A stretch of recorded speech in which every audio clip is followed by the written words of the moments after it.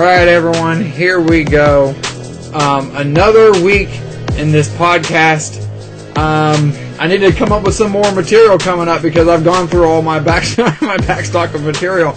But it's okay, because this week, of course, I talk more about WWE. And, of course, I begin this I talked with Michael early last year about his process, his rapping process. And, of course, in this episode, you'll hear me talk about part-time work. So, a lot of stuff to come. Of course, I'll have more stuff to talk about in the weeks to come, because there's always something to talk about. I can probably even get more serious with things here before too long. Hopefully I can get Michael back on the show. I really want to get my friend James Barber on here. He and I haven't talked for a few weeks, so I need to get him on this because he's hilarious. Jeff and Steven and all of them. And of course, that does sound like abstract names to, if you're a new listener, but they're really good friends of mine. And I will just say this has been a tough week for me because my mom's birthday was the other day. It was on the 21st, and this was her 10th birthday since she passed away. So she would have been 59. She passed away at 49. And so my mom, of course, was everything to me. And I don't want to get into all that. I don't want to make this a downer episode. So let's just get right into it. First with, of course, me talking about WWE.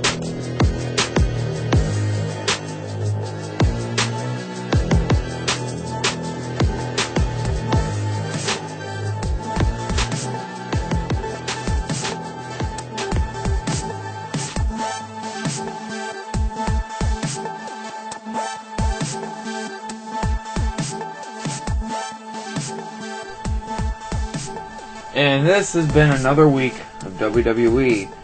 Now it's time to talk about it.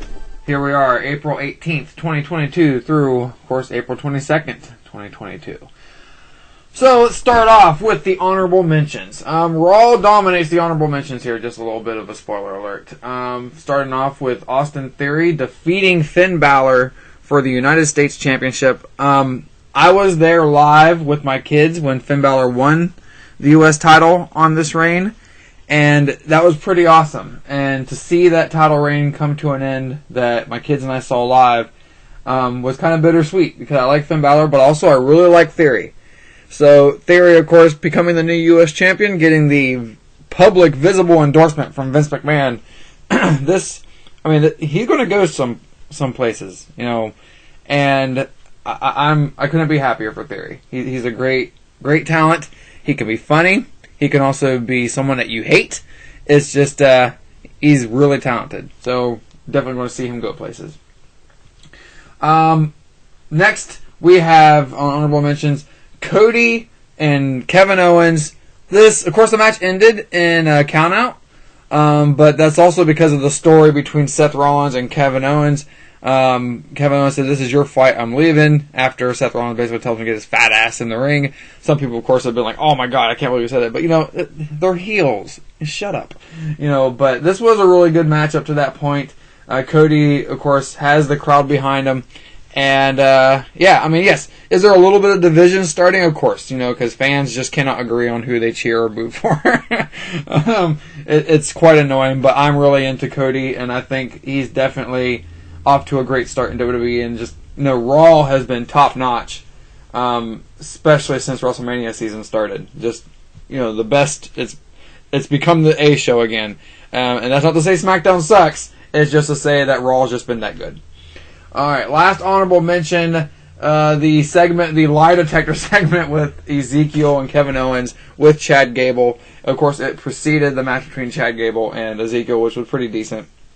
But this was funny. Ezekiel passed the lie detector test, and we know this is really Elias. But at the same time, it's been so entertaining because Kevin Owens is losing his mind. And I don't know, it was just really fun to watch this segment. Kudos to WWE on this because this was just great. Alright, now to the top 5. Number 5 here from SmackDown, the Lumberjack match with Sami Zayn versus Drew McIntyre. Just really entertaining stuff. I love Sami finally being able to find a way out of the Lumberjack match, with everyone distracted on the outside as Drew McIntyre did a dive on top of all of them. So Sammy escapes, but then Adam Pearce announces there's going to be a cage match next week on SmackDown. Good stuff. This was actually a pretty decent episode of SmackDown. Some people say it was a meh, but the thing is, just SmackDown, it's almost kind of in a recovery phase, because yes, it hasn't been the same since the draft, because they balanced things out, and, you know, with the exception of Roman Reigns, there hasn't been anything super compelling on the show. That's despite the fact that Drew McIntyre's on SmackDown, and he's really good. I like him, too. Drew McIntyre is like a close second for me. Also, you love Sasha Banks. I think people like to complain too much, because SmackDown hasn't been terrible, it just hasn't been as good as Raw. Anyways, moving on from this funny segment here, where Drew McIntyre won this by countout, or match stoppage, whatever you want to call it. They just saw Sammy leaving and they kind of ended the match, so it wasn't really officially a winner declared. Number 4, Riddle versus Jey Uso, also on SmackDown. This, of course, was just really good, really entertaining here, because Jey Uso's excellent in the ring, Riddle's excellent in the ring. You can tell that Riddle is going to get pushed to the moon.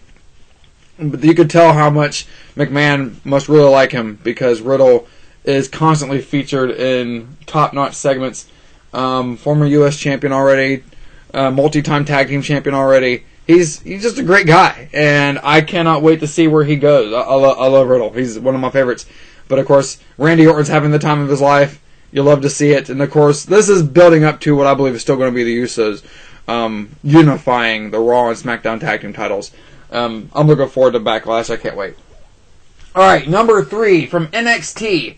Everything with Joe Gacy and Braun Breaker was just awesome. I don't know where the hell Harland is, but Gacy is officially the challenger for NXT, for the NXT Championship.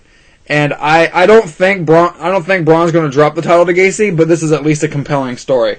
So you had this whole kidnapping of Rick Steiner. Gacy gives the Hall of Fame ring back to Braun Breaker and then pushes him off the stage. It was really good throughout the show. You know, basically a game of cat and mouse between Gacy and Braun. You see Gacy like stalking Braun. It was really fun to watch. NXT was solid, but this was the only thing to make it into the top 5 for the week. You'll hear more about my thoughts of NXT when I talk more thoroughly about it sometime in the next week.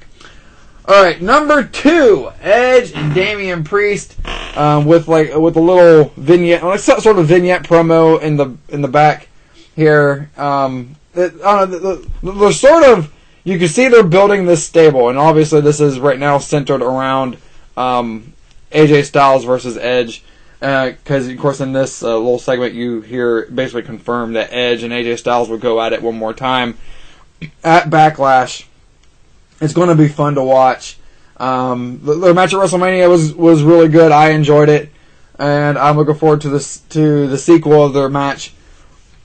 Either way, I'm loving Edge as a heel. It's just spectacular. So I think Edge is the best heel in WWE right now. Second best. I can't say he's better than Roman, but he's the best at what he's doing right now. So I don't know. He's second best heel. He's definitely in my top 5 in WWE right now. Edge is just doing great, and I like that Damian Priest has been attached to him here. That's good stuff too. And finally, number 1 for the week, Cody Rhodes and Seth Rollins, their segment. Of course, this is also on Raw. Like I said, Raw basically dominated this top 5 and this whole thing with the honorable mentions in these top 2 here. But this building up here between Cody and Seth, a promo segment. Seth and Cody, solidifying their match at Backlash. Seth, saying, that Cody had the advantage that, going into WrestleMania because Seth had no idea that Cody was going to be his opponent. He then, of course, tells Cody that he's going to, do to him what happened to Seth at WrestleMania by having him fight a mystery opponent later on Raw. Cody doesn't back down from a challenge, accepts, and that's what leads to the Kevin Owens and Cody match in the main event. Either way, this was a really fun segment. I think the best part of the week. Cody's probably consistently going to be in the top 5 going forward as long as he keeps doing what he's able to do best. And there you have it, the top 5 for WWE, the week in WWE highlights, whatever you want to call this segment. There you go.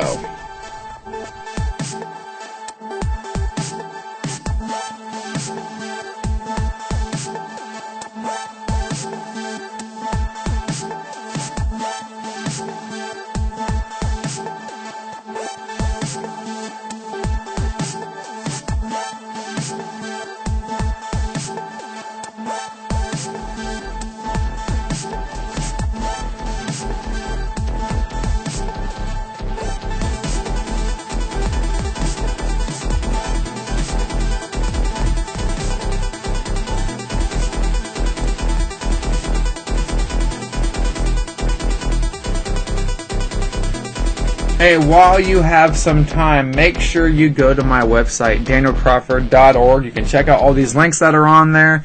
You can see what my friends are up to, which of course actually is a link that I need to establish officially on the website, but I do have some links on there to at least what my friend Gary is doing on his websites.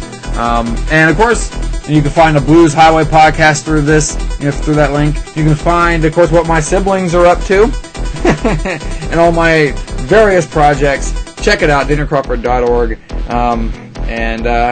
Yeah, hope you have fun doing that, because there's a lot of things on there that I'm passionate about.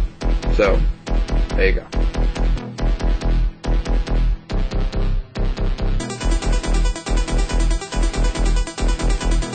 Appropriate indecency. I think my writing ability has gotten so much better. Like rhyming and like saying like rhymes while trying to stay on a subject, I have gotten really good at staying on because a subject. you're mastering it. The more practice you get, the better you get at it.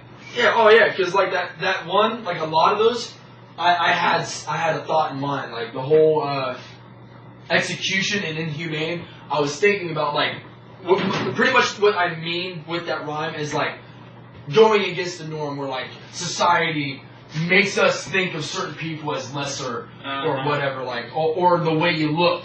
Right. So when like the media and everybody is like looking down on certain things or making you think certain things about certain shit, to me it's like we gotta break that. We all gotta realize we're all on the same level playing field. Right, it's just some people have had better opportunities and this, that, and the third. And so like that's what I came with. That's what brought me there, because I like everything from poor people to different races and gender shit, like inequality with everything. I had all that thought, like we all just need to learn that we're all human. None of us are better than the other, based on where we grew up, how we live, what we believe. As long as we're not hurting each other or anything else, like just to be like, oh, I'm gonna go over and punch this kid in the eye, and I'm a 35-year-old man. Wow! As long as we're not hurting people, I think we all should be treated. Why did you bring up 35-year-old? I know I'm 35. Why? It was literally a random number that popped in my head. I could have said like 205. I don't know how he's alive, but he is, and he punched that kid. Somebody get him. But like, to me, it's like as long as you're not hurting anybody. Sounds like a granddaddy Dukes age. Yeah. 205. Yeah, 205. But no, I think everybody should be equal, and that's what was in my mind. And like going against like saying you're not better than me just because you were born in here and you have better opportunities, get more money, or your race, or what you believe and shit. You're not better than me. We're the same. I'm not hurting you, forcing you to think what I think, and as long as you're not doing that to me, we're equal. Because once you start trying to push your shit onto people and force them to believe what you believe, to me, you become lesser. Because in my opinion, you're dragging somebody. You're dragging them. So you're dragging them down. So to me, you're lesser if you think you're better just because of a certain belief or age or where you were or whatnot. To me, that makes you lesser. Right. I mean, if you have to force people to believe what you do because their arguments aren't, like, they don't have any merit. Yeah. And as long as it's not like they're thinking like, alright, for instance, the only time I'll look down on anybody is if like they're racist, like legit racist or something to that matter. Like that's the only time that I'll actually like, oh man, fuck that. They're hating somebody because of a different race, or the gender shit, like how some guys just hate women. Right. For like no reason. Sadly, or when a female just hates guys. To me, I hate that too. I fucking hate that too. Like, just because there was one guy that was a piece of shit to you doesn't mean all fucking men are like that. I'm a fucking guy. Don't get me wrong, I'm a sailor mouth, and I fucking talk a lot of shit. But deep down, we all know I would give the shirt off my back for anybody, no matter what gender, race, color.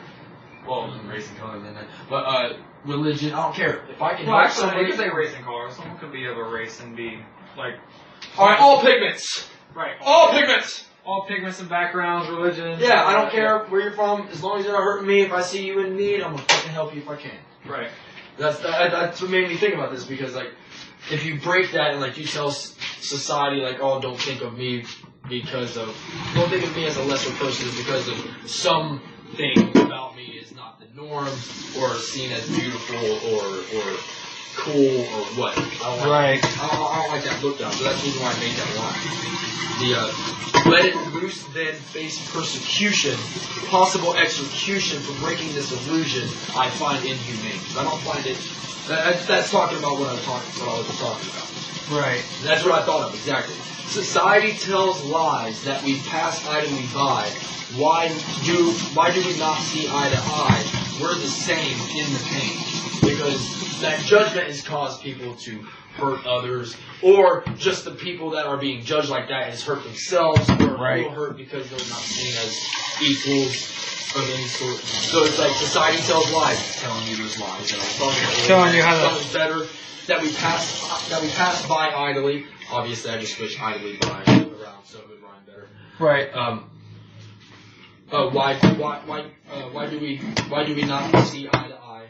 Obviously, why don't we see the same thing? Right. We're the same in the pain. So it's pretty much like, I don't know. That's what I thought of when I was sitting there. That's the message I was trying to send with that, and I hope when I put that into a song, people get what I mean. Right. And I'm gonna do my best to fucking find a beat or something that these can go with. Because me and Scott, the song that we're making is going to be funny. It's just going to be funny. So all my serious ones in here, take out and make a different song altogether. Yeah. Because he said we would vote on our favorites of the other one, and we'd put, like, honestly, my Parkinson's disease one. Your hands are looking shaky. You're driving me crazy. Better park it, son. My Parkinson's disease line.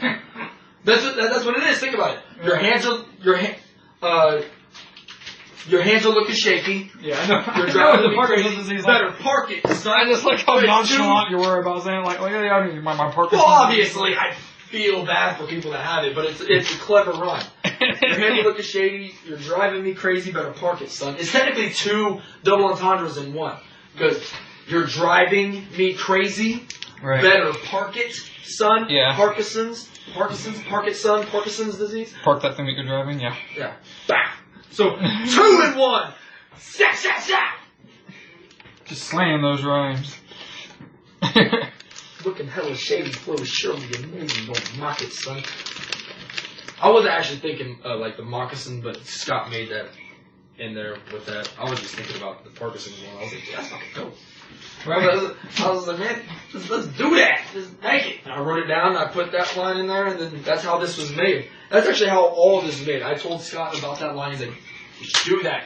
Make a whole song. We'll make a list of words that have a sound to it that relates to that word in some way. But it kind of went haywire because some things don't make sense. But a lot of them do. Parkinson's disease, son being the ending rhyme. Like I could say something that would make the word sound of Parkinson's in there if I worked it in there.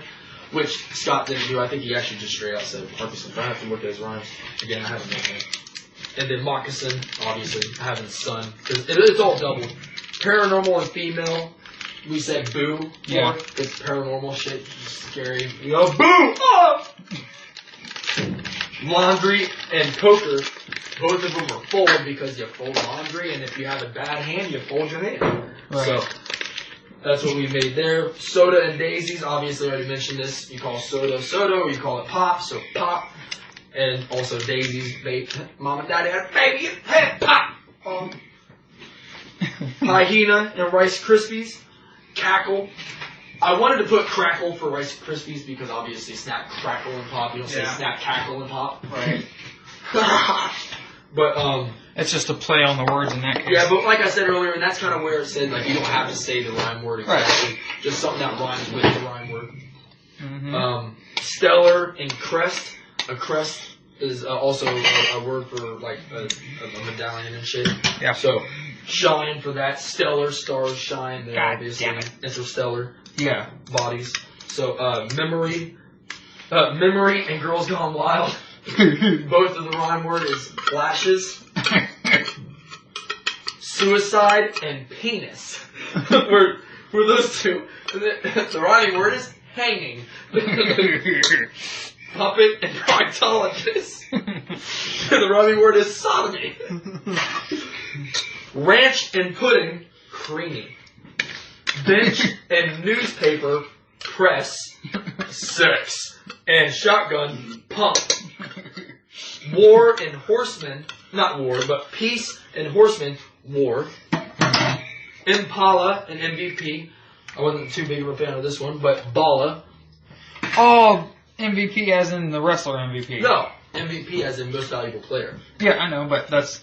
Remember, he That's calls his himself name. Bala as well. Well, yeah, you could say it like that. Okay, I guess it's about the wrestler.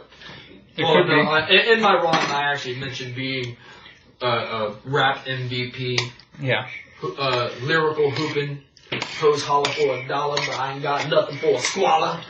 Yeah. Yeah, dry skin and deception. Flaky. Is somebody being flaky? They're a person that knows to deceive. Mortal Kombat and Gems. Flawless. Baking and transportation. Gas. Execution and society. Humane. But you can say inhumane or whatever. Yeah. Picture and hospital. The word is memory. So we took all of that and just Meshed it wrote, together. Well, we wrote lines to everything, trying to do what the rhyme word said. And we're gonna pick out little things. We were gonna do this, and we were gonna put all the rhymes inside like a hat or something and pick it out. Right. So call the song "Picked from a Hat" or something, Yeah. and it'd literally be about how the song was made. All ideas coming out of the hat. Oh, gee, dang!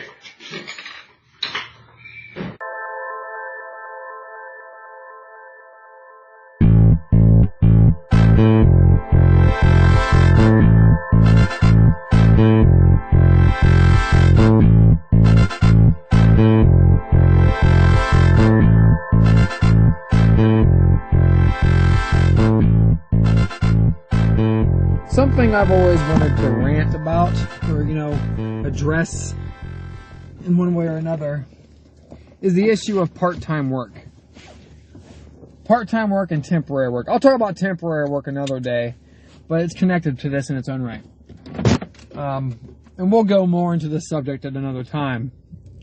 But I really think that part-time workers, like the worker themselves, should have a lot more power than what they have. Should have a lot more rights than what they have, because workers need security. Everyone needs security. Some people work part-time because they just want a little bit of extra money on the side. Some people. Most people, though, work it because they can't find anything else. Or because, they're a teenager. But most people who work part-time jobs are adults. And I always say this every time. And this, of course, is another whole issue in and of itself, and I'll get more into this at another time. But a lot of people criticize the idea that fast food workers and retail workers and the like, that they should get paid a living wage because, it's a teenager's job. But let's be honest here. Teenagers are not the only people doing this work. They're not. You know this. And quite honestly, if you were to have a workplace based only on teenagers who work, if all their lower level employees were only teenagers, what would happen? I'll tell you what would happen. You would depend on them to be available only during the hours that school was out of session. So let's put it this way. You would only be open during those hours that school was out of session. You'd have more open hours during the summer, spring, Christmas vacation, all that. But then, when it comes right down to it, during the school year, which is 9 months out of the year, you would have, business hours only being from, say, at the earliest 2 p.m. to 9 p.m. That would be your business hours for fast food, for retail, all the like. So that's another issue in and of itself. But that's just me making a point that this kind of work, whether it's retail work or, fast food, whatever, part-time work in general, isn't just about teenagers. So I have to preface everything with that to go on to the next part of this discussion. And the next part of this discussion is that when you're working part-time, and I established these viewpoints, I thought about this stuff when I was a part-timer. Now I work full-time, but, I think, it should be up to the part-time worker for all of this, by the way, because sometimes they don't want more work. But I believe strongly that the security that we need, that after you work, say, 6 months in a part-time job, you should have a set minimum, a minimum that you can't go below, a minimum of at least, I'd say, 20 hours. Within the first 3 months, you should have the 15-hour minimum. I don't think you should ever even get to 15 hours. I think it should be much higher than that. But that's what I think it should be. That you can't give a part-time worker any less than this unless they say okay. So, and I don't think that, we have to be clear about this. I don't think that employers should be allowed to encourage people to, work them less. Because I can already see like the open, the open gates, the floodgates, if you will, to employers pressuring prospective employees into agreeing to less hours as a prerequisite for getting hired. So, I can see that possibly happen. So we need to do more to regulate employers and make sure that they don't, bully workers that way. Anyways, back to the issue. The issue here is that workers don't have full security of employment. Workers don't enjoy the comfort of knowing what they're going to work, hour-wise, what they're going to have, what pay they're going to have from one week to the next. And I've experienced this. When I was a part-time worker in the very beginning, I would go from having, say, 30 hours one week, 40 hours another, to suddenly 15 or 20 hours another week. And then that sucked. How can you pay your bills that way? People will be like, well, you go get a better job. But it's not so easy. It's not that easy to just go up and get another job, especially if you experience a terrible work history from mistakes made or a bunch of stuff happening, whole host of issues that can contribute to you having a terrible work history and being non-hireable in the eyes of many employers. And there needs to be better regulation for the business practices that contribute to an employer's decision to hire you or not hire you, or even to fire you. Yes, I believe in more worker protections in general. Absolute increase in worker protections. So, when it comes to this, like I said, we really should guarantee a minimum of hours. Like I said, after, 90 days, minimum of 15. Absolute minimum of 15. Unless the employee gives the okay otherwise. After 6 months, minimum of 20. After, say, a year, minimum of maybe 25 or 30. 25, we'll just stick with that. After a year and a half, definitely go no lower than 30. And then, 2 years, 35-hour minimum. And then maybe 3 years, full-time. Yeah, and within 3 years, you should become a full-time worker if that's what you want. And it should be required by law that employers offer that they provide that possibility. And that the long-standing employee get first dibs on that. So, there you have it. There's this take right here. I just felt like ranting about it. Thank you for listening.